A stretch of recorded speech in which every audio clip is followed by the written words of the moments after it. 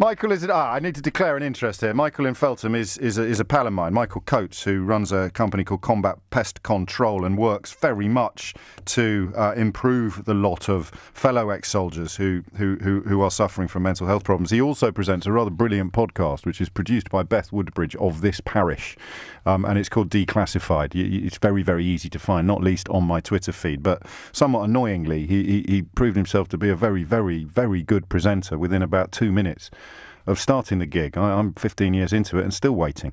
Michael, what made you pick up the phone today? Oh, interesting topic, and especially with the open consultation that's come out today by the government. Well, I'm a former firefighter, I'm a former soldier, so I've got a kind of foot in both camps. I'm not surprised we're friends. Yeah, yeah. If you look at, I'll be real specific. If we look at the Iraq-Afghan generation, which is my generation, and I'm not discrediting anyone else who's there, but just look at this generation. We've had, let's say, 15 years of quite intense war fighting. And in that 15 years of intense war fighting, we've seen a lot of trauma. Some would call it mass trauma. So we twin that with the PTSD and then with housing. When people leave, like the last caller said, they could be away from their family location or where they've been brought up, or they're going into a new area where they may not have access to housing. So to face no disadvantage is great. So that's what this consultation's about. That it's about members of the armed forces or ex-members, former serving members facing no disadvantage, and the open consultation is to improve access to social housing. PTSD-wise with housing, if you look at what PTSD actually is and understand it, and it's the understanding of post-traumatic stress disorder which can throw people. So PTSD is a memory problem caused quite often by trauma or a traumatic experience. It doesn't have to be on the battlefield. It can be in a car crash, and in our emergency services case can be out doing their day-to-day job. But mass trauma, like the guys and girls faced in Iraq and Afghanistan, can really draw this out. When leaving, the mind can calm down, and then those thoughts, those memories can then start resurfacing, which is what we're seeing again and again and again, especially now the conflicts are ending. And we've still got people out there, but the war fighting's ending. I'd just refer people to your interview with Brian Wood, actually, if they want to get an insight into the personal impact of these sort of problems, and indeed that notion of it being a sleeping time bomb, if you pardon the pun. The idea that you might think you're fine when you leave, but it can come around and haunt you years later. Exactly. And I think the understanding of the person or the individual, understanding it's not a weakness, it can be often a sign of real strength because you put yourself into a situation that others haven't, i.e.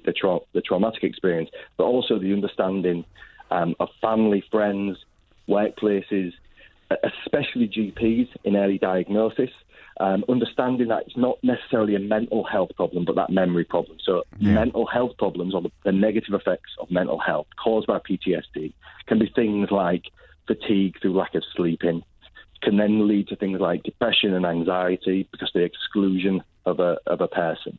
So to make no disadvantage, and if there is early diagnosis from GPs for things like for PTSD, then putting them to the top or putting them towards the upper kind of echelon of the list would be great, because creating a safe, secure environment for someone to live is a basic need, isn't it? You know, Maslow's pyramid. It's got to be security. It's the absolute basic, exactly. And then what you can then do from there, you can start looking at employment opportunity, because you've got this understanding, go right back to what it is.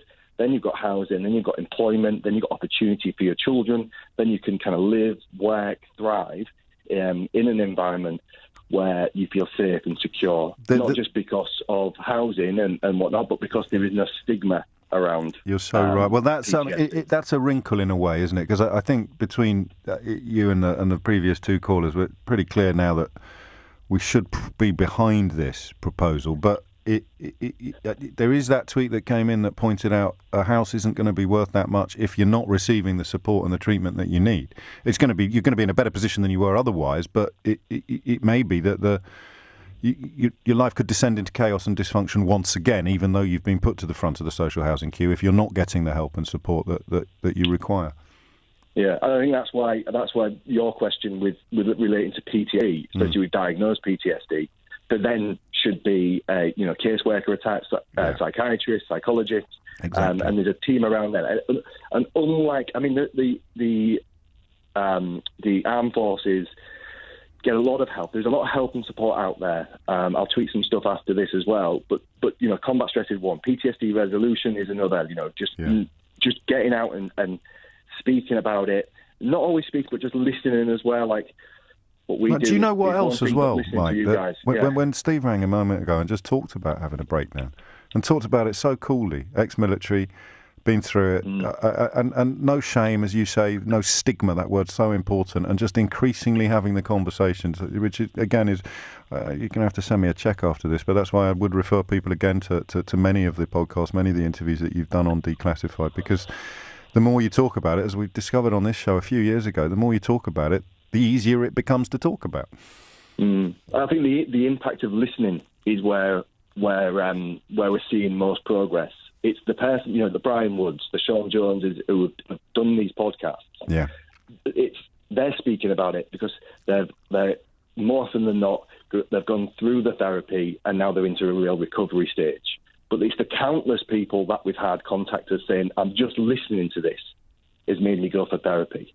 Yes. So this conversation might evoke someone to go or an emotion within someone to then go and seek some kind of help. But I think the question is really important. I'm really glad you brought it up because it's that, can we create an environment where at base level we can provide someone with a platform to get therapy, to get help and then thrive. And there's organisations like Hague and Stall who are military housing associations that do a lot of work. And anyone out there, I'd certainly go and see them. And again, if you've got a real interest in this open consultation, it closes in, I think it's the 8th of March. If you've got a real desire to kind of get involved with that open consultation is going to be an interesting one. Get stuck in. Get involved. Michael, you're a star. My views on the subject, and I shall retweet whatever you put out in the sort of next hour or so.